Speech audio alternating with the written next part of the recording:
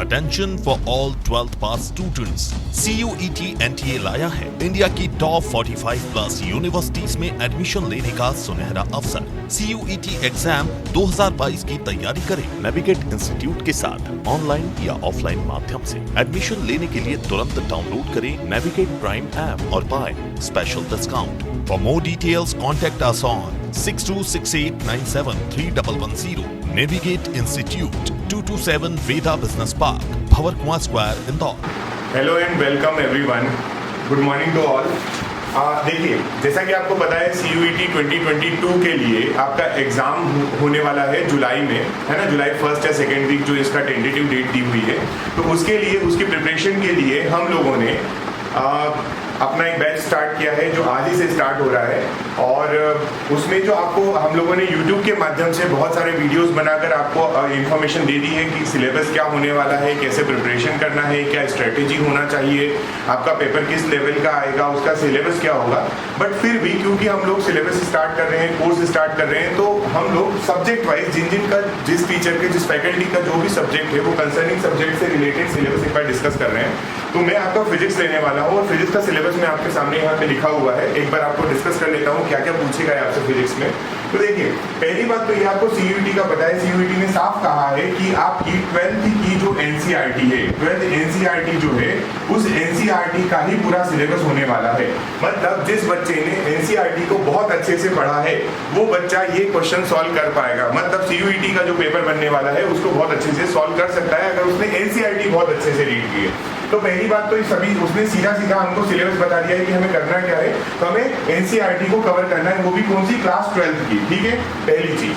दूसरी बात ये कि मैं पर्सनली आपने जो प्रीवियस ईयर में जो CUCET का जो पेपर हुआ था या जो नीट के पेपर होते हैं जो NTA कंडक्ट कराता है, NTA आपकी एजेंसी है जो इस पेपर को कंडक्ट कराने वाली है, तो उसके बेसिस पे या एक्सपीरियंस के आधार पे मैं आपको एक बात बता सकता हूँ कि आपका जो पेपर रहेगा, जो आपके क्वेश्चंस रहेंगे वो दो तरीके से होंगे। एक आपका जो होगा वो थ्योरेटिकल क्वेश्चन होगा और दूसरा जो होगा वो आपका न्यूमेरिकल होगा। ठीक है, तो आपके थ्योरेटिकल क्वेश्चन आने के चांसेस बहुत कम है। मतलब आप ये समझिए कि आपके पेपर में 20% के अप्रॉक्स, कितना 20%, मतलब आपके पास जो क्वेश्चन पेपर रहेगा, अगर हम इसमें 100 क्वेश्चन मान लेते हैं तो उसमें से केवल 20 क्वेश्चन जो होंगे वो आपके थ्योरेटिकल होंगे, बाकी पेपर जो होगा वो पूरा न्यूमेरिकल क्वेश्चन पे ही बेस्ड होगा। तो आप ये समझ लीजिए कि 80% पेपर आपका जो आने वाला है न्यूमेरिक डेटा पे आने वाला है या न्यूमेरिकल्स आने वाले हैं। तो आपको जो ज्यादा फोकस करना है वो यहाँ पर करना है किसके ऊपर, न्यूमेरिकल्स के ऊपर, पहली चीज। ठीक है, इतना क्लियर है। अब देखिए, 12th NCERT की अगर हम बात करें जो हमें सिलेबस दिया गया है, तो वो सिलेबस आपके पास ये है। आप सिलेबस को कुछ पार्ट में डिवाइड करिए, जैसे मैं आपको बताता हूँ डिवाइड करके। पहले जो 3 सेक्शन आपके पास लिखे हुए हैं, ये 3 सेक्शन जो लिखा हुआ है तीनों इलेक्ट्रिसिटी, मतलब आपके करंट से रिलेटेड है। ठीक है, करंट नहीं बोलेंगे क्योंकि यहाँ पर पहला वाला जो चैप्टर है वो इलेक्ट्रिक चार्ज एंड फील्ड के बारे में बात कर रहा है और सेकंड वाला जो चैप्टर है वो पोटेंशियल एंड कैपेसिटेंस के बारे में बात कर रहा है। यहाँ पर आप केवल किसकी बात करोगे, यहाँ पर आप बात करोगे चार्ज मतलब इलेक्ट्रॉन की। किसकी बात करने वाले हो, इन 2 चैप्टर्स में आप जो बात करोगे इलेक्ट्रॉन्स की बात करोगे। और तीसरा जो चैप्टर है वो है आपका करंट इलेक्ट्रिसिटी। कौन सा है, करंट इलेक्ट्रिसिटी। तो करंट इलेक्ट्रिसिटी में आप क्या करोगे, करंट इलेक्ट्रिसिटी में आपको मूविंग चार्ज के बारे में बात करना है। किसके बारे में बात करना है, मूविंग चार्ज के बारे में। मतलब आप यहाँ पर चार्ज को मूव करवाओगे। आपके फर्स्ट 2 चैप्टर्स जो है, यहाँ पर आपका इलेक्ट्रॉन जो होगा वो स्टेबल होगा या स्टेशनरी होगा, और थर्ड चैप्टर में जब आप पढ़ोगे तो यहाँ पे आप इलेक्ट्रॉन को मूव करवाओगे और फिर उससे जनरेट होगी करंट इलेक्ट्रिसिटी। तो थर्ड चैप्टर में आपको ये पढ़ना है। फिर आप 4th चैप्टर में जब आप आएंगे तो यहाँ पर आपका जो मूविंग चार्ज है इससे रिलेटेड आप मैग्नेटिज्म देखेंगे। मतलब आपका कोई चार्ज जब मूव करता है तो उसकी एक प्रॉपर्टी जो मैग्नेटिक प्रॉपर्टी होती है उसके बारे में पढ़ना है कि वो कौन कौन सी मैग्नेटिक प्रॉपर्टी बनाता है, कौन सी डायरेक्शन में बनाता है। फिर उसके बाद आपका 5th और 6th जब आप चैप्टर देखोगे तो ये दोनों चैप्टर आपके मैग्नेट से रिलेटेड है। किससे रिलेटेड है, मैग्नेट से रिलेटेड है। क्लियर। तो आप ये समझिए कि फर्स्ट 3 चैप्टर जो है वो आपके इलेक्ट्रिसिटी, सेकेंड थर्ड जो आपके 3 बन रहे, 4th 5th और 6th जो बन रहे हैं ये आपके मैग्नेट से रिलेटेड है। फिर आप नेक्स्ट देखेंगे आपके पास है रे ऑप्टिक्स और उसके बाद वेव ऑप्टिक्स। ये दोनों चैप्टर मतलब 7th और 8th जो दोनों चैप्टर हैं ये रिलेटेड है आपके ऑप्टिक्स से। ठीक, तो क्या है आप देखिए जरा, ये 3 चैप्टर जब आप पढ़ेंगे तो इन 3 चैप्टर के बाद जब आपका 4th चैप्टर आएगा वो इन दोनों का ट्रांजिशन वाला होगा। मतलब आप कुछ वहां पे चार्ज के बारे में भी पढ़ोगे और कुछ मैग्नेट के बारे में भी पढ़ोगे। क्लियर। जब आप ये 3 चैप्टर बाद के पढ़ोगे, मतलब 4, 5 और 6 नंबर का जब चैप्टर पढ़ोगे, तो यहाँ पर जो EM इंडक्शन लिखा हुआ, इलेक्ट्रोमैग्नेटिक इंडक्शन जो लिखा है, उसी का पार्ट आएगा आपका रे ऑप्टिक्स में और वेव ऑप्टिक्स में। तो ये दोनों चैप्टर एक साथ देखना है हमको, जो किससे रिलेटेड है, तो ऑप्टिक्स से रिलेटेड है। क्लियर? उसके बाद हम लोग चैप्टर जो पढ़ेंगे, ये आपके 3 चैप्टर हैं। कौन कौन से? Dual nature, atoms and nuclei. ये आपको लेकर जाएगा माइक्रो लेवल पर। मतलब आपको यहाँ पर देखना है माइक्रो फिजिक्स। क्या देखोगे आप? Micro physics. मतलब आप एक एटम के अंदर सारी चीजें पढ़ने वाले हो। एक एटम की न्यूक्लियाई के अंदर न्यूक्लियाई और उसके जो इलेक्ट्रॉन, प्रोटॉन, न्यूट्रॉन्स होते हैं, उसके बारे में आप स्टडी करोगे इन 3 चैप्टर में। ठीक है?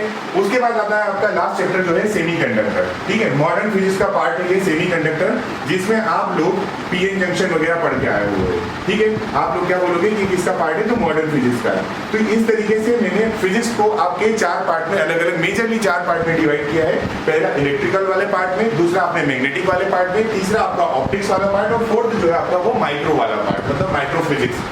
क्लियर है? इस तरीके से हमको फिजिक्स को स्टार्ट करना है, ऐसे पढ़ना है। क्लियर? तो आप ये समझ के चलिए कि आपको ये 3 चैप्टर बैच में पढ़ना है, फिर 3 चैप्टर बैच में पढ़ना है, फिर आपके 2 चैप्टर है वो बैच में पढ़ना है, फिर उसके 3 चैप्टर बैच में पढ़ना है। और सेमीकंडक्टर अपने आप में अलग है। बट सेमीकंडक्टर की एक चीज मैं आपको अभी से बता देता हूँ, जब आप फिजिक्स पढ़ेंगे तो ये जो आप चैप्टर्स पढ़ रहे होंगे, इन चैप्टर के साथ में बीच में मैं आपको सेमीकंडक्टर भी बताते जाऊंगा। अलग से जरूर पढ़ेंगे, लेकिन क्या होता है कि कंपैरेटिव स्टडी होती है। एक आप पढ़ोगे, यहाँ पे सब आप पढ़ोगे तो मेटल्स के बारे में पढ़ोगे, क्लियर? और जब सेमीकंडक्टर आएगा तो वहां पे आप सेमीकंडक्टर मटेरियल के बारे में पढ़ोगे। तो क्योंकि सेमीकंडक्टर मटेरियल में भी करंट फ्लो होता है और करंट वाला चैप्टर आप यहाँ पढ़ रहे होते हो, इसलिए आपके इस चैप्टर के साथ में मैं कंपेरेटिवली आपको साथ में सेमीकंडक्टर भी बताता रहूंगा। क्लियर है? ये था आपका केवल क्या फिजिक्स का सिलेबस, जो बिल्कुल 12th एनसीईआरटी पे बेस्ड है। इससे ज्यादा आपको कुछ नहीं करना है। बस बात ये है कि आपको फोकस करना है इसके ऊपर, और इसमें भी आपको फोकस करना है न्यूमेरिकल्स के ऊपर। ठीक है? आगे बढ़ते हैं हम लोग और स्टार्ट करते हैं हमारा पहला चैप्टर। अब पहला चैप्टर हम कहाँ से शुरू करेंगे? फिजिक्स पहले से स्टार्ट कर देते हैं। आप बोलेंगे इलेक्ट्रोस्टैटिक। क्या बोलेंगे? कौन सा चैप्टर स्टार्ट करें हम लोग? इलेक्ट्रोस्टैटिक। मतलब यहाँ पे आप बोलने वाले हैं चार्ज। किसके बारे में पढ़ेंगे आप? चार्ज के बारे में पढ़ेंगे, चार्ज एंड फील्ड। क्लियर? 2 चीजें पढ़ना है, एक आपको इलेक्ट्रिक चार्ज के बारे में देखना है और दूसरा आपको इलेक्ट्रिक फील्ड के बारे में देखना है। अब सुनिए, देखो एक बात, अभी हमने एक बात की थी एक चार्ज के बारे में। ठीक है? ये जो चार्ज है, अभी हम लोग फर्स्ट एंड सेकंड चैप्टर जो पढ़ेंगे, फर्स्ट एंड सेकंड चैप्टर जो है उसमें चार्ज जो होगा वो स्टेशनरी होगा। कैसा होगा? स्टेशनरी होगा। क्यों स्टेशनरी होगा? क्योंकि हम लोगों को इसको मूव नहीं करवाना है, हम लोग एक ही जगह रखे हुए चार्ज के बारे में स्टडी कर रहे हैं। फिर उसके बाद जब आप थर्ड चैप्टर में आओगे तो यही वाला चार्ज जो होगा वो कैसा हो जाएगा? मोशन में आ जाएगा। मतलब आप पढ़ोगे मूविंग चार्ज के बारे में। सेम आपको पढ़ना है 4th चैप्टर में, जहां पर आप बोलोगे कि कोई चार्ज अगर मोशन में है तो वो कौन कौन सी मैग्नेटिक प्रॉपर्टीज बनाता है, तो मैग्नेटिक प्रॉपर्टीज के बारे में वहां पर पढ़ना है। ठीक है? मैग्नेटिज्म के बारे में पढ़ना। क्लियर है क्या? तो अभी बस इतना ही बता रहा हूँ चार्ज के बारे में, चार्ज भी कौन सा जो स्टेशनरी होगा उसके बारे में। ठीक है? तो पहली चीज ये कि चार्ज होता क्या है। पहला क्वेश्चन तो ये है कि व्हाट इज चार्ज। आप कैसे आंसर करेंगे? तो आपने अक्सर देखा होगा, आप केमिस्ट्री में पढ़ते हो, जैसे आपके सामने लिखा हुआ है कंपाउंड, लिखा हुआ है NaCl। ठीक है? इसको आप क्या बोल सकते हो कि आपका क्या है? Na+ and Cl-। ये कैसे बना? Na+ एंड Cl- कैसे बना? तो आपने बोला कि हमारे पास एक सोडियम एटम था, मतलब बोलना चाहिए सोडियम का मॉलिक्यूल था हमारे पास, और एक हमारे पास था क्लोरीन का। ठीक है? सोडियम के पास जो 11 इलेक्ट्रॉन्स थे, उसमें से इसका जो कॉन्फ़िगरेशन आप केमिस्ट्री में पढ़ते हो, आपने कॉन्फ़िगरेशन पढ़ा होगा, वो 281 बनने वाला है। और क्लोरीन के पास 17 इलेक्ट्रॉन्स थे। अब इसका कॉन्फ़िगरेशन क्या है? 287। अब आपने ये भी पढ़ा है कि जो आउटर शेल है उसको अपना ऑक्टेट कंप्लीट करने के लिए 8 इलेक्ट्रॉन्स की रिक्वायरमेंट होती है। सोडियम को देखिए, सोडियम के पास 1 इलेक्ट्रॉन फ्री है बाहर। ठीक है? और क्लोरीन के पास 7 इलेक्ट्रॉन है, मतलब इसे 1 की रिक्वायरमेंट है। तो आप क्या बोलोगे कि 1 इलेक्ट्रॉन जो होगा वो डोनेट कर देगा किसको? 1 इलेक्ट्रॉन जो डोनेट करेगा वो सोडियम क्लोरीन को कर देगा। क्लियर? तो यहाँ पर क्या हुआ है? सोडियम ने डोनेशन किया है। क्या किया है? सोडियम ने अपना 1 इलेक्ट्रॉन डोनेट किया है, और जो ये क्लोरीन है उसने इलेक्ट्रॉन को गेन किया है। क्लियर? सोडियम ने अपना 1 इलेक्ट्रॉन दिया है, मतलब डोनेट किया है, और क्लोरीन ने 1 इलेक्ट्रॉन को क्या कर लिया? गेन कर लिया। तो यहाँ पे क्या हो रहा है? यहाँ पे क्या हो रहा है? ठीक है? एक भी क्या किया है? आपने 1 इलेक्ट्रॉन को डोनेट किया है ना? और 1 इलेक्ट्रॉन को क्या हुआ है? गेन किया है। किसने गेन किया है? तो वो क्लोरीन ने गेन किया है। तो यहाँ पे ऐसा नहीं लग रहा है कि ये जो आप प्लस और माइनस बोलते हो यही चार्ज है आपका। ठीक है? ये जो प्लस और माइनस लिखा हो यही चार्ज है ना? तो आपको अगर कोई पूछे कि व्हाट इज चार्ज, तो आप बोलोगे इट इज गिविंग और लूजिंग अ इलेक्ट्रॉन। ठीक है, क्या बोलोगे? इट इज गिविंग और losing a electron is known as charge. Simple सा, क्लियर। तो ये चार्ज की डेफिनेशन है। इसको अगर और डिटेल में पढ़ना हो तो इसकी और डेफिनेशन अभी बनेगी, हम बता देंगे क्या क्या डेफिनेशन बन सकती है इसकी। चलिए देखिए, अगर आपको बोला जाए चार्ज तो आप बोलोगे कि क्या है, या तो आप इसको क्या कर दो, डोनेट कर दो, डोनेट, और आप बोलोगे और क्या करोगे, गेन कर दो। ठीक है, इसी को बोला जाता है चार्ज। अब अगर मुझे चार्ज के टाइप्स पूछे कोई, तो आपने अभी देखा कि चार्ज केवल दो टाइप के होते हैं। कितने टाइप के? There are two types of charges, first positive charge और सेकेंड नेगेटिव चार्ज। क्लियर? जो भी एलिमेंट, या बोलना चाहिए आपका, जो भी एलिमेंट या मटेरियल जो होगा, वो एलिमेंट जो भी चार्ज को क्या करता है, डोनेट करता है, चार्ज को डोनेट करेगा, उसके ऊपर पॉजिटिव चार्ज आ जाता है। ठीक है, क्लियर? और जो एलिमेंट आपका, एलिमेंट क्या करता है, जो एलिमेंट आपका चार्ज को गेन करता है या रिसीव करता है, वो उसके ऊपर जो चार्ज आएगा वो नेगेटिव चार्ज आएगा। और ये दो ही टाइप के क्या होते हैं, चार्ज होते हैं। क्लियर? अभी आप पढ़ रहे हो इलेक्ट्रोस्टैटिक। इलेक्ट्रोस्टैटिक में आप, हम लोग जो बात करेंगे वो बात करेंगे केवल और केवल मेटल्स की। इसकी बात करने वाले हैं मेटल्स की। और आप लोगों ने केमिस्ट्री में मेटल्स की प्रॉपर्टी में एक पॉइंट पढ़ा होगा, आपने बोला होगा कि मेटल्स के पास क्या होते हैं, फ्री इलेक्ट्रॉन्स होते हैं। मेटल्स के पास क्या होते हैं, फ्री इलेक्ट्रॉन्स होते हैं। और ये फ्री इलेक्ट्रॉन्स के कारण, इनके मूवमेंट के कारण इसमें क्या जनरेट हो सकता है, इसमें कंडक्शन हो सकता है। किसका? कंडक्शन ऑफ इलेक्ट्रिसिटी होता है। क्लियर है क्या? है ना, कंडक्शन ऑफ इलेक्ट्रिसिटी कैसे होता है? तो आप बोलोगे कि क्योंकि उनके पास फ्री इलेक्ट्रॉन्स होते हैं, तो वो क्या कर सकते हैं, इलेक्ट्रिसिटी को कंडक्ट करते हैं। ये बात आपने चार्ज के बारे में पढ़ा। तो चार्ज में आप किसको देखोगे, मेटल्स को, क्योंकि आपके पास मटेरियल वाइज अगर मैं बात करूँ तो देखो, मटेरियल को देखते हैं, तो किसको देखें, मटेरियल। और मटेरियल्स में पहला आप बोलोगे एक आपके पास मेटल होता है, एक आप बोलोगे आपके पास क्या होता है, नॉन मेटल होता है। ठीक है, और एक आप बोलने वाले हो सेमी कंडक्टर होता है। ये तीन टाइप के मटेरियल की बात करें तो मेटल्स जो होते हैं इनके पास क्या होते हैं, तो आप बोल रहे हो इनके पास फ्री इलेक्ट्रॉन्स होते हैं। क्या होते हैं, फ्री इलेक्ट्रॉन्स होते हैं। नॉन मेटल्स के पास क्या होता है, no electrons, no free electrons. ऐसा बोलो, इसके पास कोई भी फ्री इलेक्ट्रॉन नहीं होता है। और आपके जो सेमी कंडक्टर्स होते हैं, सेमी कंडक्टर के पास दो चीजें होती हैं, एक आपका होता है फ्री इलेक्ट्रॉन्स और दूसरा होता है आपके पास आपका होल। तो ये दो चीजें किसके पास होती है, सेमी कंडक्टर के पास होती है। इलेक्ट्रॉन्स के ऊपर आप चार्ज बताते हो नेगेटिव, और होल के ऊपर जो आप चार्ज बताते हो वो बताते हो पॉजिटिव। क्लियर? तो अभी हम जो डील करेंगे, हम जो फर्स्ट चैप्टर में डील करने वाले हैं, वो उसमें केवल और केवल मेटल के बारे में बात करेंगे। किसके बारे में बात करेंगे, मेटल के बारे में। मेटल के फ्री इलेक्ट्रॉन्स की बात होगी। बट अभी ये मत समझिएगा कि यहाँ पर एक मूवमेंट स्टार्ट हो रहा है, अभी मूवमेंट नहीं है। हम स्टेशनरी जो आपका इलेक्ट्रॉन्स है उसके बारे में बात कर रहे हैं, केवल स्टेशनरी के बारे में। क्लियर?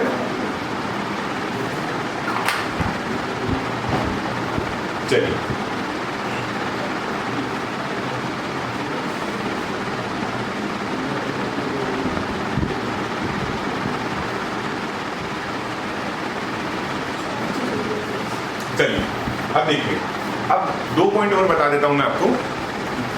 एक होता है आपके कंडक्टर्स, क्या होते हैं, कंडक्टर्स, और दूसरे होते हैं इंसुलेटर। क्या होते हैं, इंसुलेटर।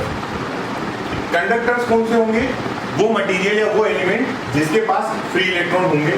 क्या बोलोगे आप, जिनके पास फ्री इलेक्ट्रॉन अवेलेबल है वो कंडक्टर्स होंगे। और जिनके पास फ्री इलेक्ट्रॉन नहीं होंगे, है ना, जिनके पास फ्री इलेक्ट्रॉन क्या होते हैं, अनअवेलेबल होते हैं, वो आपके क्या कहलाते हैं, इंसुलेटर कहलाते हैं। क्लियर है? सिंपल सा है, ये आपने पढ़ा भी होगा, इसको ज्यादा डिटेल में नहीं जाएंगे हम। तो आप इनका एग्जांपल देखिए कि जहां पर आपको सारी मेटल्स जो आप बोलोगे, सारी मेटल्स जो होती हैं वो सब किस कैटेगरी में आती है, तो बोलोगे कंडक्टर की कैटेगरी में आती है। वहीं पे इंसुलेटर की अगर हम बात करें तो इंसुलेटर में एग्जांपल देखिए आप, एग्जांपल कौन कौन सा हो सकता है। तो जैसे मान लेते हैं हम लोग ग्लास ले लेते हैं, ठीक है, जैसे हम लोग ले लेते हैं वुड, ये सारी चीजें क्या हो जाती हैं, जैसे आप ले लीजिए रबर, ये सब क्या है, ये आपके इंसुलेटर्स हैं। ठीक है, जिनमें कंडक्शन ऑफ इलेक्ट्रिसिटी नहीं हो सकता है, कंडक्शन ऑफ करंट नहीं होगा, क्योंकि इनके पास फ्री इलेक्ट्रॉन्स अनअवेलेबल या अवेलेबल नहीं होते। सिंपल सा, क्लियर?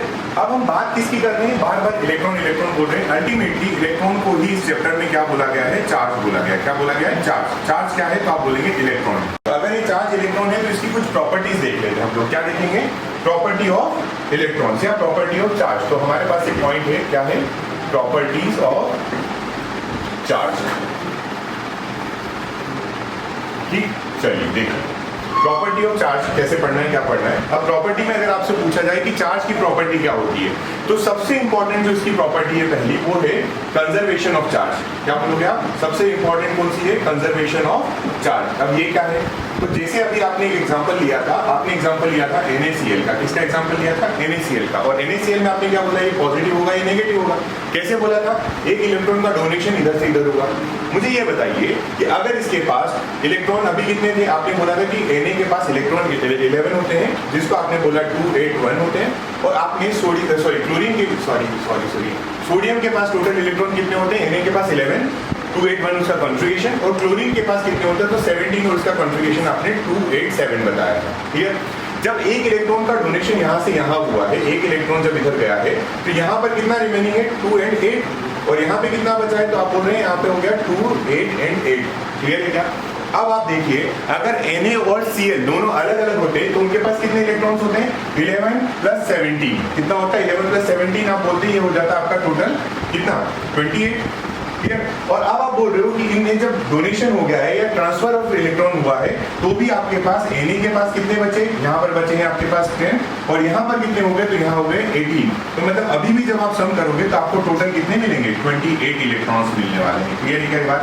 मतलब इससे एक बात क्लियर होती है कि जो आपके इलेक्ट्रॉन्स होते हैं या जो चार्ज होते हैं, इनका कंजर्वेशन होता है। कंजर्वेशन होने का मतलब होता है कि they can not be created, cannot be created and not be destroyed, neither be created nor be destroyed. Clear? Conservation मतलब they cannot be created and cannot destroyed. Clear है क्या ये बात? है ना? चार्ज को आप ना बना सकते हो, ना ही उनको क्या कर सकते हो? डिस्ट्रॉय कर सकते हो। क्लियर? ठीक। ये एक प्रॉपर्टी, केवल सबसे इंपॉर्टेंट प्रॉपर्टी इसकी यही बनती है चार्ज की, कि ये कैसा होता है? कंजर्व होता है हमेशा। ठीक है। चलिए दूसरी बात करते हैं। दूसरी प्रॉपर्टी की तरफ अगर हम देखें, तो दूसरी प्रॉपर्टी इसकी क्या बनती है? वो प्रॉपर्टी ये है कि जो भी आपका चार्ज होगा, चार्ज जो होता है, इसके बारे में आप ये बोलेंगे कि हमेशा चार्ज का क्वांटाइजेशन होता है। क्या होता है? आप बोलेंगे क्वांटाइजेशन ऑफ चार्ज। क्या बोलोगे? Quantization of charge. अब इसका मीनिंग क्या है? क्वांटाइजेशन ऑफ चार्ज का मीनिंग क्या है? तो आप बोलोगे कि भाई साहब, अगर Na था यहाँ पर, Na का 1+ किसके पास गया है? एक इलेक्ट्रॉन इसके पास गया। चलिए मान लिया। दूसरा आप ले लीजिए MgCl2, एक एग्जांपल लीजिए MgCl2। इसमें क्या होगा? Mg+2, और ये किसके पास गया है इलेक्ट्रॉन? ये गया है Cl।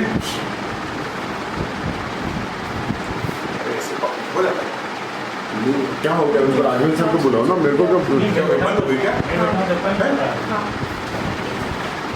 मैं बैठा हूँ तब का नहीं चल रहा, बोल भी नहीं रहे। देखो मैं बोल भी क्या रहा है, मैं बैठा हूँ तब से नहीं चल रहा है।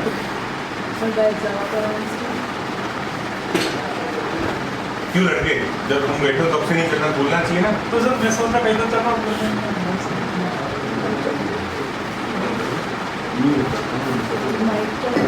कहाँ है वो?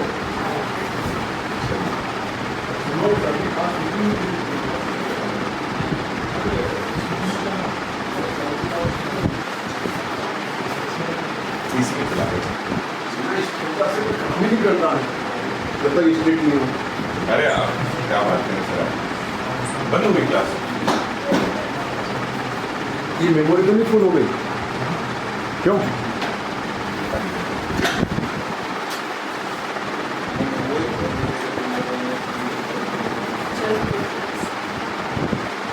किसने किया?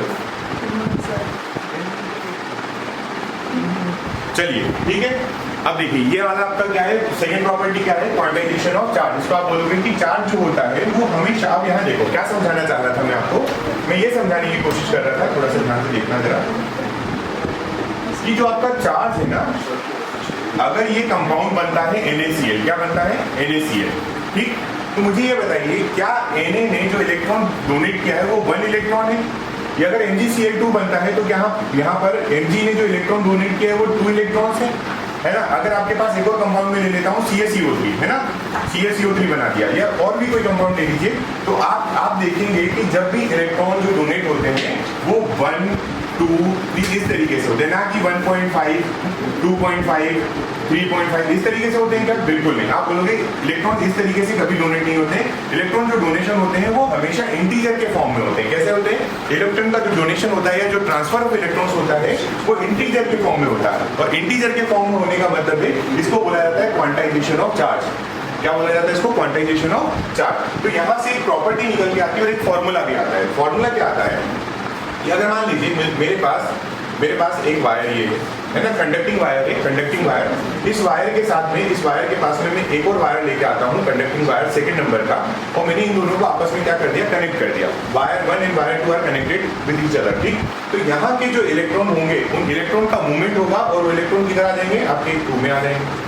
ये कैसे आएंगे ये आपको 3 या 4 दिन के लेक्चर के बाद पता चलेगा। कैसे कि किस और कितने पोटेंशियल पे है और किस हाई पोटेंशियल से लो पोटेंशियल जाना है या लो पोटेंशियल से हाई पोटेंशियल जाना है, बाद में समझ में आएगा। अभी तो आप समझिए कि जब आपने इन दोनों को कनेक्ट कर दिया है तो इलेक्ट्रॉन का क्या हो गया? ट्रांसफर हो गया। इलेक्ट्रॉन ट्रांसफर होगा तो आप हमेशा बोलेंगे कि जो यहाँ से इलेक्ट्रॉन्स निकल के आए हैं वो हमेशा इंटीजर के फॉर्म में आएंगे। कैसे आएंगे? 1, 2, 3, 4, 5, 6, 7, 8 से लगा के कहाँ तक हो सकता है, वो कितने आते हैं उसका पता नहीं हमें, है ना, कितने भी हो सकते हैं, बट कैसे होंगे? हमेशा इंटीजर के फॉर्म में होंगे। तो क्या मैं यहाँ से एक बात बोल सकता हूँ कि the total charges flowing from metal 1 to 2 is number of electron into charge on electron. क्या बोला आपने? कितने इलेक्ट्रॉन्स ट्रांसफर हुए? तो आपने बोला कि इंटीजर के फॉर्म में कितने भी हुए। आपने उसको बताया किससे? n से डिनोट किया। ये n क्या है? इंटीजर है, क्लियर। तो हमारे पास एक फॉर्मूला निकल के आता है, total charge equals to n into e मतलब इलेक्ट्रॉन, जो हम जिसकी बात कर रहे हैं कि वो क्या हो रहा है? फ्लो हो रहा है या ट्रांसफर हो रहा है, ठीक है। तो आप यहाँ पे बोलेंगे n क्या होगा? Where n equals to 1, 2, 3 and so on. Clear है क्या ये बात? ये कहलाता है क्वांटाइजेशन ऑफ चार्ज। दो प्रॉपर्टी समझ में आई। कंजर्वेशन मतलब आपका टोटल चार्ज होगा वो कांस्टेंट होगा, वो ना तो उसका लॉस होगा, ना उसको डिस्ट्रॉय कर सकते हैं, ना आप उसको प्रोड्यूस कर सकते हैं। दूसरा आपने क्या बोला कि इसका क्या होगा? क्वांटाइजेशन होगा। क्वांटाइजेशन मतलब वो हमेशा इंटीजर के फॉर्म में क्या करेगा? एक दूसरे में ट्रांसफर होगा, ठीक है। तीसरी प्रॉपर्टी जो इतनी ज्यादा इंपॉर्टेंट नहीं है फिर भी देखिएगा, तीसरी प्रॉपर्टी जो इसकी है चार्ज की प्रॉपर्टी, वो होती है एडिटिविटी। क्या होती है? एडिटिविटी। एडिटिविटी का मतलब क्या होता है? Additivity of charge. कहने का मतलब ये है, आप इसको समझिए। हम बोल रहे हैं कि हमारे पास एक कोई मेटल बॉडी ये है, एक मेटल बॉडी ये है, और एक मेटल बॉडी हम बाहर से लेके आए तीसरी कोई सी, ठीक है। इसके पास कुछ नंबर ऑफ इलेक्ट्रॉन होंगे, इसके पास कुछ नंबर ऑफ इलेक्ट्रॉन्स होंगे। कनेक्शन करने पे मान लीजिए आपने इसको कनेक्ट कर दिया आपस में और इसको कनेक्ट कर दिया, क्लियर है। अब यहाँ से इलेक्ट्रॉन जो है वो मूव किए 1, 2, 3, यहाँ से इलेक्ट्रॉन जो मूव किए हैं वो 2, 2, 3 किए, ठीक है। जब इलेक्ट्रॉन का ट्रांसफर होगा तो मान लीजिए यहाँ पर जो है वो एग्जांपल के लिए 100 इलेक्ट्रॉन्स कम हुए, यहाँ पर क्या 100 इलेक्ट्रॉन्स कम हुए, यहाँ पर क्या हुआ? तो आपने बोला यहाँ पर 50 इलेक्ट्रॉन्स के डिक्रीमेंट हुआ है ना।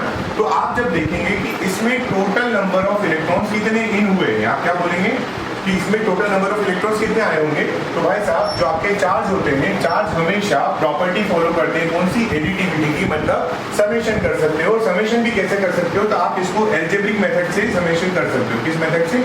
Algebraic method. एल्जेब्रिक मेथड क्या होती है? तो आप जिसको डायरेक्टली कनेक्ट कर सको। देखो 1 बॉडी से कितने निकले? 100 चार्ज निकले, मतलब 100 इलेक्ट्रॉन्स। सेकंड वाली बॉडी से कितने निकले? तो आपने कहा 50 इलेक्ट्रॉन्स निकले। तो टोटल आउट कितने हुए? ये वाले इलेक्ट्रॉन जो है वो आउट हुए। और टोटल हम थर्ड बॉडी की बात करें तो थर्ड बॉडी में क्या होंगे? इलेक्ट्रॉन इन होंगे। इलेक्ट्रॉन इन होंगे तो कितने इलेक्ट्रॉन इन होंगे? तो आप बोलेंगे कि आपका जो यहाँ से निकला है Q1, ये वाले, मतलब इसको आप बोल दीजिए, आप बोल दीजिए E1, ठीक है। यहाँ से जितने इलेक्ट्रॉन निकले उसको आप बोल दीजिए E1 और इसको आप बोल दीजिए E2। तो टोटल E1 प्लस E2 जो होंगे वही इलेक्ट्रॉन कहाँ पहुंच जाएंगे? E3। मतलब आप क्या कर सकते हैं? आप डायरेक्टली बता सकते हो कि आपके वन बॉडी से कितने निकले? E1, सेकंड बॉडी से कितने निकले? E2, और टोटल कितना जाएगा? तो E3। मतलब यहाँ पर जो आपके इलेक्ट्रॉन आएंगे वो कितना आएंगे? E3। मतलब E3 की जो वैल्यू होगी वो कितनी हो जाएगी? 1, 2, 3 इलेक्ट्रॉन्स हो जाएंगे। अब ये ऐसा क्यों बताया? ये ऐसा इसलिए बताया कि आपको ये नहीं देखना है कि चार्ज को आपको कैसे प्लस माइनस करना, आपको बिल्कुल सिंपल सा क्या कर देना है? एडिशन कर देना है। वो भी कौन सी मेथड से? तो एल्जेब्रिक मेथड से। क्लियर है क्या ये बात? इतना समझ में आया? ठीक है, चलिए अब इसके बाद देखिए, आपको मैं एक बात बताता हूँ। मान लेते हैं हमें क्वेश्चन दिया हुआ है। क्या दिया हुआ है? हमें क्वेश्चन दिया हुआ है कि एक आपके पास क्या है? वायर है, एक वायर है, इस वायर में आपने टोटल 10⁻⁹ चार्ज फ्लो करवाए हैं। क्या करवाए हैं? चार्ज फ्लो हुए हैं। या इसको आप बोल लीजिए कि 10⁻⁹ जो है वो टोटल आपके, चलिए लिख लीजिए, चार्ज फ्लो हुए, flowing from a metal wire. ठीक है, ये आपके पास जो वायर दिया हुआ था, इस वायर से कितने इलेक्ट्रॉन या कितने चार्ज फ्लो हुए हैं? 10⁻⁹ अब आपसे पूछा जाता है, ये टोटल चार्ज नहीं, क्या है? Total charge. इसको ऐसे लिख लो, total charge are flowing from, इतना टोटल इतने charge flowing from metal wire. आपसे बोला जाए कि find the number of electrons. क्या पूछा जाता है? Find the number of electrons, कि इससे कितने इलेक्ट्रॉन्स ट्रांसफर हुए होंगे। टोटल चार्ज कितना फ्लो हुआ है? 10⁻⁹ आपसे पूछा गया टोटल नंबर ऑफ इलेक्ट्रॉन्स पता करिए। आप क्या बोलोगे? आपके पास पहली चीज क्या है? आप बोलोगे कि मुझे टोटल नंबर ऑफ चार्जेस दिया, मतलब मैं लिख देता हूँ Q = 10⁻⁹ मुझसे। ठीक है, तो देखिए जरा 2 मिनट पीछे। हम लोगों को क्या बोला गया है? हम लोगों को एक वायर दिया हुआ है, वायर में क्वेश्चन पूछा गया है आपसे कि if total 10⁻⁹ charges flowing from a metal wire, then find the total number of electrons। ये क्वेश्चन दिया हुआ है आपको, तो आप कैसे सॉल्व करोगे? आपको गिवन क्या है? टोटल नंबर ऑफ चार्जेस दिए हैं, हमने बोल दिया टोटल चार्जेस हमें कितना दिया है? Q = 10⁻⁹ फिर उसके बाद आपसे पूछा गया टोटल चार्जेस इतने हैं, आप फाइंड आउट क्या करिए? Number of electrons. तो हमने बोला कि हमें n फाइंड आउट करना है, total number of n electrons कितना होगा? n होगा। हमारे पास एक फॉर्मूला था फिजिक्स में, क्या है? Q = n × E। यहाँ पर Q की वैल्यू 10⁻⁹ n की वैल्यू हमें फाइंड आउट करना है। अब E की वैल्यू आपको दी नहीं होगी, E की वैल्यू नहीं देगा, क्योंकि इलेक्ट्रॉन हो चाहे प्रोटॉन हो चाहे न्यूट्रॉन हो, इनकी वैल्यूज आपको याद रखना पड़ेगी, डायरेक्टली आपको याद रखना पड़ेगी। इनके ऊपर चार्ज कितना होता है? तो आप बोलेंगे जो हमारा इलेक्ट्रॉन होता है, उस इलेक्ट्रॉन के ऊपर जो चार्ज होता है वो होता है -1.6 × 10⁻⁻⁻⁹ प्रोटॉन के ऊपर चार्ज कितना होता है? तो आप बोलेंगे same charge but with negative sign, मतलब यहाँ पे नेगेटिव साइन इलेक्ट्रॉन में और यहाँ पे साइन पॉजिटिव हो जाएगा, तो 10⁻⁻⁹ कूलम हो जाएगा। फिर आपसे अगर कोई पूछे न्यूट्रॉन पे कितना चार्ज होता है, तो आप बोलेंगे न्यूट्रॉन इज चार्जलेस। बोलना चाहिए कि उसके ऊपर कोई भी चार्ज नहीं होता है, मतलब उसके ऊपर आप बोलेंगे चार्ज की वैल्यू 0 होगी, नल होगी। क्लियर? अब आप यहाँ वैल्यू रखिए 1.6 × 10⁻⁻⁷। आप इसको जब सॉल्व करोगे n की वैल्यू निकालना, हमें n फाइंड आउट करना है, तो n हम एक साइड ले आते हैं, इसको नीचे ले आइए। ये आपके पास बनेगा 16 6 96.4 बचा, मतलब 0.25, मतलब जो आप, और ये 19 ऊपर जाएगा तो प्लस का हो जाएगा, तो हम बोलेंगे कि यहाँ से कितना आंसर आया आपका? 6.25 × 10⁻⁹ 27 + 27। क्लियर है क्या? ये आपके टोटल नंबर ऑफ इलेक्ट्रॉन्स, इतने फ्लो होंगे तब आपका टोटल चार्ज इतना फ्लो होगा। क्लियर है क्या? आपका आंसर वो हो जाएगा। ठीक है, ये आपका क्या है? आंसर है। क्लियर? ये समझ में आया क्या? चलिए एक और बता देता हूँ। अब मान लीजिए इस समय आपको बोला गया है, इस तरीके का क्वेश्चन थोड़ा सा घुमा के दे दिया गया है। मान लीजिए आपको बोल दिया जाता है कि if 10⁻⁹ electrons, क्या बोला गया है? If 10⁻⁹ electrons are flowing from a wire, है ना? Then find the total charge flowing through wire. ये क्वेश्चन आपको पूछा गया है। क्या पूछा गया है कि अगर मान लीजिए आपको एक वायर में कितने इलेक्ट्रॉन फ्लो हो रहे हैं? 10⁻⁹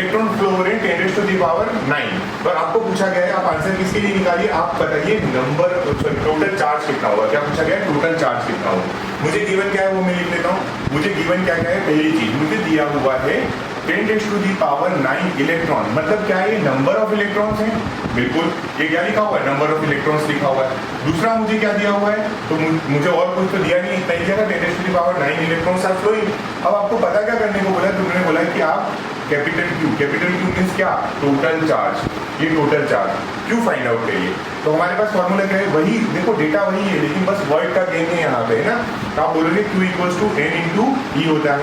अब Q मुझे फाइंड आउट करना है, n कितना दिया? 10⁻⁹ E कितना होता है?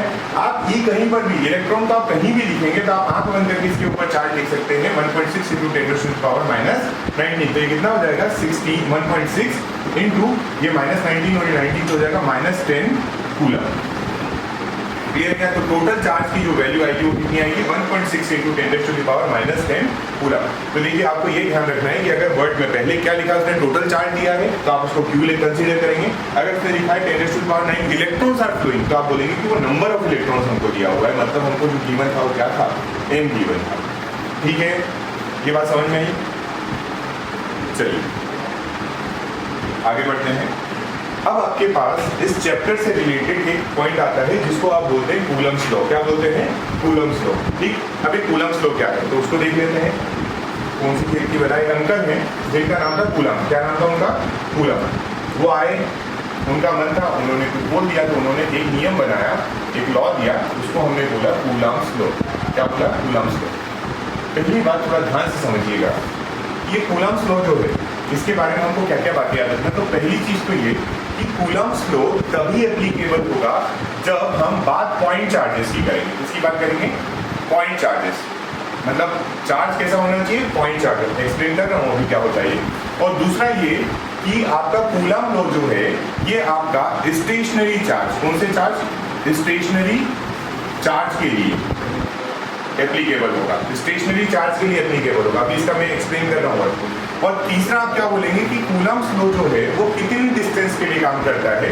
तो it is working for greater than 10⁻⁻15 meter to infinite. ये 3 पॉइंट आपको याद रखना है। कूलम्स लॉ तभी एप्लीकेबल या वैलिड होगा जब ये तीनों कंडीशंस फॉलो हो रही होंगी। अब इन तीनों को समझते ही क्या है। पहला पॉइंट देखिए जरा, लिखा हुआ है क्या? Point charge. अब पॉइंट चार्ज किसको कहते हैं? तो मैं बोल रहा हूँ कि अगर मान लीजिए आपके पास क्या है, एक चार्ज रखा हुआ है, ठीक है। अब हम यहाँ पे चार्ज को क्यू से डिनोट कर रहे हैं, कंफ्यूज नहीं होना। अल्टीमेटली बात ये इलेक्ट्रॉन की हो रही है, बट हम जनरलाइज वे में जब बात करते हैं तो उसको क्यू लिख देते हैं। अगर मान लीजिए आपके पास एक कोई चार्ज है जिसकी वैल्यू क्या है, क्या लिया हुआ है, वो क्यू दिया हुआ है, ठीक है। अब ये चार्ज है आपके पास, ये चार्ज क्यू। आपने बोला मुझे एक फोर्स चाहिए जो इससे कहीं डिस्टेंस पे कुछ लग रहा हो। क्या हो रहा हो? कहीं डिस्टेंस पे कुछ फोर्स लग रहा हो और उस फोर्स की दूसरा एक चार्ज रखा हुआ यहाँ पर, ठीक। आप इन दोनों के बीच में क्या निकाल रहे हैं? कूलम्स लॉ फाइंड आउट करना चाहते हैं। तो आपको क्या बताना होगा कि पहली कंडीशन तो ये सेटिस्फाई होना चाहिए कि पॉइंट चार्ज होना चाहिए। पॉइंट चार्ज किसको कहते हैं? तो पॉइंट चार्ज तब कहा जाता है जब साइज ऑफ क्यू, हम क्या बोल रहे हैं? Size of Q is very small. क्या बोल रहे हैं? Size of Q is very small then the distance between both charges, then the distance between both charges. ये आपका कूलम्स लॉ तभी लगेगा जब ये जो R दिया हुआ है आपको, ये जो R दिया हुआ है, ये R बहुत ज्यादा हो as compare to size of Q, ठीक है। तब आप उसको बोल दोगे कि ये कैसा हो जाएगा? पॉइंट चार्ज हो जाएगा। पहला पॉइंट। दूसरा लिखा है स्टेशनरी चार्ज के लिए होगा। किसके लिए होगा? Stationary charge. मतलब ऐसा ना हो कि ये Q1 और Q2 एक दूसरे के रिस्पेक्ट में दूर भाग रहे हो या कहीं इनका मूवमेंट हो रहा हो। ये Q1 और Q2 आपको क्या करना पड़ेगा? स्टेशनरी या फिक्स्ड करना पड़ेगा। तो मतलब आप बोलेंगे कि when charges are fixed, charge कैसे हैं? फिक्स्ड है, मतलब स्टेशनरी एक जगह पे रुके हुए हैं। तब आप बोलेंगे कि आपका एक कूलम्स लॉ क्या होता है? एप्लीकेबल होता है। कभी कभार कहीं पे आपको इसका एक एक्सेप्शन मिलता है और एक्सेप्शन इंपॉर्टेंट है। यहाँ पे क्या बोला गया कि when charges are fixed, but कभी कभार ये बताते हैं कि when one charge in motion, then also Coulomb's law is applicable। आप क्या बोलोगे? जब कभी आपका एक चार्ज मोशन में होगा तभी क्या वैलिड बोल लीजिए इसको। Then also कूलम्स लॉ क्या हो जाएगा? आपका वैलिड हो जाएगा। क्लियर है क्या बात? मतलब जरूरी नहीं है कि आपका ये वाला चार्ज क्या हो? फिक्स्ड हो सकता है कि ये थोड़ा मूव कर रहा हो धीरे धीरे, लेकिन विद रिस्पेक्ट टू टाइम ये बहुत धीरे मूव करना चाहिए। बहुत धीरे मतलब इसका मोशन बहुत स्लो होना चाहिए, ठीक है। तभी आप इसको बोलोगे कि ये आपका कूलम्स लॉ एप्लीकेबल होगा। तो ये सेकेंड पॉइंट भी समझ में आया, ठीक है। अब तीसरा पॉइंट देखिए जरा। तीसरा पॉइंट बहुत इंपॉर्टेंट है। क्यों इंपॉर्टेंट है? क्योंकि यहाँ से 2-3 चीजें निकल के आती हैं जो आप माइक्रोफिजिक्स जाओगे ना, वहां तक पढ़ते हो, वहां पे काम आएगा। या फिर आपने रदरफोर्ड एक्सपेरिमेंट पढ़ा होगा, वहां पे भी देखा होगा। आपने क्या बोला कि आपका जो कूलम्स लॉ है, ये कूलम्स लॉ तभी एप्लीकेबल है जब ये R जो है ना, R ये किस रेंज में हो? इस रेंज में हो। मतलब R should be greater than 10⁻⁻15 meter and up to, R कहां तक हो सकता है? Up to infinite. क्लियर है क्या? मतलब इनफाइनाइट वाली तो बात समझ में आ गया होगी, ये दोनों चार्जेस जो है ये दोनों एक दूसरे से इनफाइनाइटली अपार्टेड है ना, मतलब एक दूसरे से कितनी दूर है, इनफाइनाइट डिस्टेंस पे। बट ये क्या लिखा है, ये लिखा है 10⁻⁻15। अब ये पता है क्या है, ये 10⁻⁻15 जो है ये मानी गई है साइज ऑफ न्यूक्लियस। क्या माना गया है? Size of nucleus. ठीक है, न्यूक्लियस का साइज कितना होता है आप बोलते हो, साइज ऑफ न्यूक्लियस कितना होता है 10⁻⁻15। और कूलम्ब्स लॉ जो होता है वो किसी एक न्यूक्लियस के अंदर एप्लीकेबल नहीं होता है ना। नहीं तो फिर मैं आपको इसको बाद में धीरे से एक्सप्लेन कर दूंगा। ये केमिस्ट्री का पार्ट है कि आपके इलेक्ट्रॉन और इलेक्ट्रॉन एक दूसरे को, क्योंकि ये दोनों कैसे हैं, सेम चार्जेस हैं। प्रोटॉन और प्रोटॉन कैसे होते हैं, सेम चार्जेस होते हैं, एक दूसरे को रिपेल क्यों नहीं करते हैं, ये भी तो बात है। तो आप बोलोगे कि ये आपका कूलम्ब्स लॉ जो है ये 10⁻⁻15 से कम वाली डिस्टेंस के लिए एप्लीकेबल ही नहीं है। क्लियर? उससे ऊपर या इनफाइनाइट तक आप चले जाइए तो ये एप्लीकेबल होगा। तो क्या ये तीनों पॉइंट्स आपको समझ में आए? आपने कूलम्ब्स लॉ की जो है वैलिडेशन पढ़ा है। क्या पढ़ा है? वैलिडेशन कब कब वो वैलिड होगा, ठीक। और वैलिडेशन में आपने कितने केस बताए हैं? 3 कंडीशंस बताई हैं, 3 केसेस हैं। आपको ये 3 कंडीशंस को फॉलो करवाना होगा, तभी जाके आपका कूलम्ब्स लॉ क्या होगा, एप्लीकेबल होगा। क्लियर? ठीक है, आगे बढ़ते हैं। अब मेन कूलम्ब्स लॉ की तरफ आते हैं हम लोग कि कूलम्ब्स लॉ होता क्या है। ठीक है, तो कूलम्ब अंकल ने क्या बोला, ये बोले भाई साहब कि मान लीजिए मैं मैथमेटिकली समझा देता हूँ आपको, फिर इसका बता दूंगा। एक चार्ज रखा है Q1, उससे कुछ डिस्टेंस पे एक और चार्ज रखा है जो है आपका Q2, और इन दोनों के बीच की जो डिस्टेंस है वो हम मान लेते हैं कितनी है, R है। कितनी है डिस्टेंस? R है। ठीक है, देख लीजिएगा। ठीक, अब इनमें क्या बोला कि कूलम्ब लॉ जो है ना ये एक्चुअली फोर्स के बारे में बताता है। किसके बारे में बताता है? फोर्स के बारे में। कौन सा फोर्स? तो आप जो चैप्टर पढ़ रहे हो वही, इलेक्ट्रोस्टैटिक फोर्स। किसके बारे में बताता है? इलेक्ट्रोस्टैटिक फोर्स के बारे में बताता है। अब इलेक्ट्रोस्टैटिक फोर्स क्या होता है? तो इलेक्ट्रोस्टैटिक फोर्स जो होता है वो होता है जो चार्ज के बीच में एप्लीकेबल होता है, चार्ज के बीच में इम्प्लीमेंट होता है। तो आप बोलेंगे कि द फोर्स ऑफ अट्रैक्शन और रिपल्शन, क्या बोलेंगे कि फोर्स ऑफ अट्रैक्शन और रिपल्शन जो होगा, ठीक है।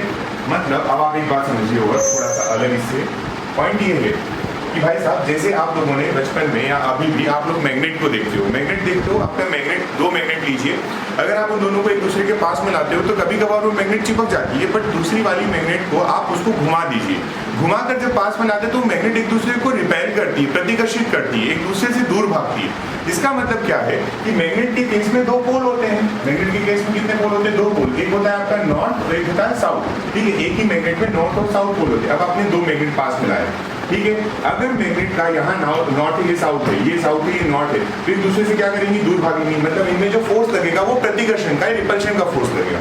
वहीं अगर मैं आपको बोलूं कि एक जो है आपका ये नॉर्थ है, ये साउथ, और ये आपका क्या है, ये आपका नॉर्थ और ये है साउथ, तो इस समय क्या होगा? नॉर्थ और साउथ जो होंगे वो एक दूसरे को अपनी तरह अट्रैक्ट करने की कोशिश करेंगे, मतलब इनमें फोर्स ऑफ अट्रैक्शन लगेगा। सेम कंडीशन जैसा आपका मैग्नेट का है वैसा ही सेम कंडीशन आपका इलेक्ट्रोस्टैटिक में भी आता है। इलेक्ट्रोस्टैटिक में अगर मैं कंडीशन की बात करूं तो आप यहां पर बोलेंगे कि अनलाइक चार्जेस, क्या बोलेंगे? Unlike charges attracts each other, unlike charges attracts each other. अब सुनिएगा, अब ये क्या लिखा है? Unlike charges attracts each other. इसका मतलब ये है कि आपने जो चार्ज अगर मान लीजिए पॉजिटिव है और साथ में कौन चार्ज है? नेगेटिव चार्ज है, तो ये दोनों चार्ज अगर रहेंगे तो एक दूसरे को क्या करेंगे? अट्रैक्ट करेंगे। अब हम बोल रहे हैं वाइस वर्सा। वाइस वर्सा मतलब कि अगर आपके पास लाइक चार्जेस दे दिए गए हैं, लाइक चार्जेस मतलब आइदर आपके पास प्लस प्लस हो या आपके पास माइनस माइनस हो, तो इन दोनों केस में आपका जो फोर्स होगा वो रिपल्शन का फोर्स होगा। किसका फोर्स होगा? रिपल्शन का फोर्स होगा। क्या ये बात समझ में? ठीक है, मतलब आपके प्लस प्लस या माइनस माइनस होंगे तो एक दूसरे को क्या करेंगे? रिपेल करेंगे, मतलब प्रतिकर्षित करेंगे। और अगर अनलाइक हुए मतलब माइनस प्लस हुए तो एक दूसरे को क्या करते हैं? अट्रैक्ट करते हैं। ये बात आपको याद रखना है इन टर्म्स ऑफ चार्ज, है ना, चार्ज वाले चैप्टर में, इलेक्ट्रोसिटी वाले। क्लियर? अब देखिए इन अंकल ने क्या बोला कि अगर 2 चार्जेस रखे हुए, क्या रखे हुए हैं? 2 चार्जेस रखे हुए हैं at some distance, r distance, तो फोर्स ऑफ अट्रैक्शन और रिपल्शन जो होता है, फोर्स ऑफ अट्रैक्शन और रिपल्शन जो होता है, it is directly proportional to product of both charges। क्या बोला इन्होंने? product of both charges। मतलब फोर्स ऑफ अट्रैक्शन और रिपल्शन किस पे डिपेंड करेगा? इसके ऊपर प्लस है, ये प्लस है तो रिपल्शन हो जाएगा। अगर आपको बोल दिया जाए कि इसके ऊपर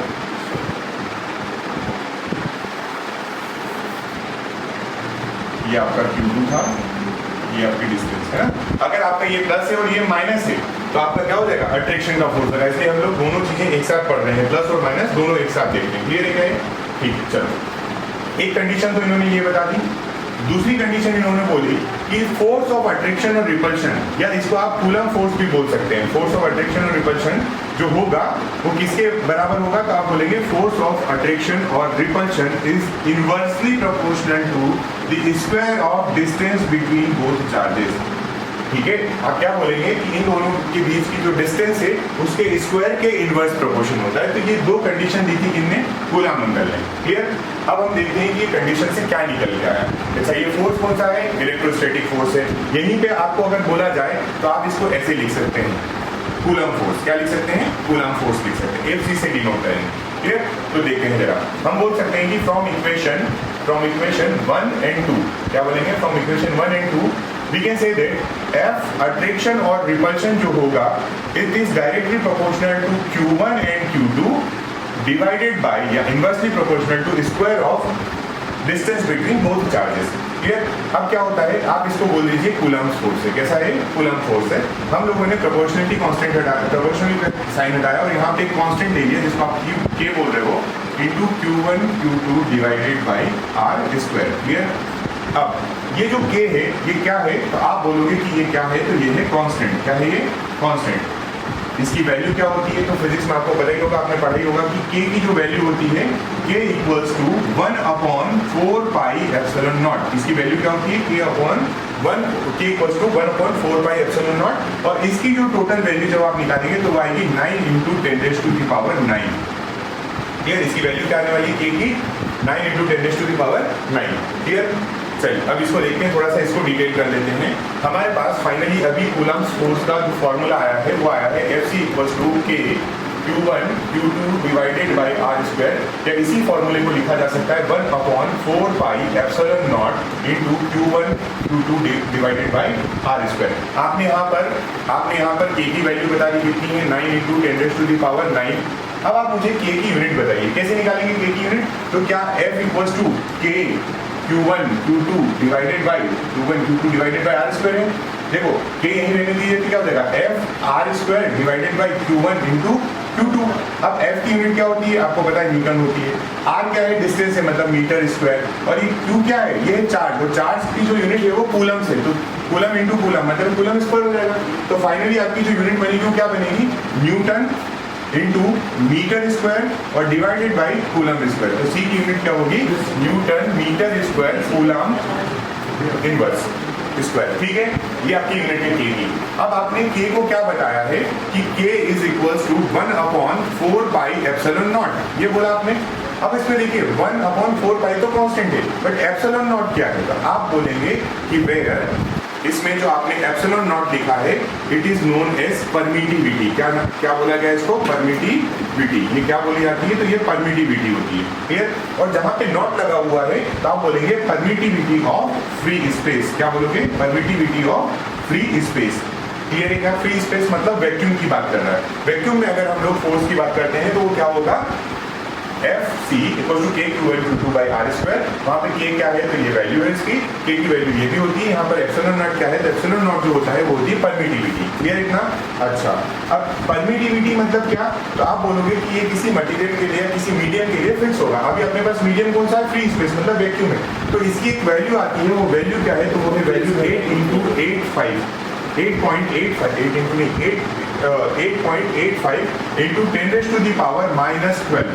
इसकी यूनिट क्या है, 8.85 इंटू 10⁻⁻12। तो आपको 2-3 पॉइंट्स याद रखना है। एक याद रखना है K की वैल्यू, एक याद रखना है आपको एप्सिलॉन नॉट की वैल्यू। एप्सिलॉन नॉट की वैल्यू कहाँ आती है, तो फ्री स्पेस में आती है। क्लियर है क्या ये बात?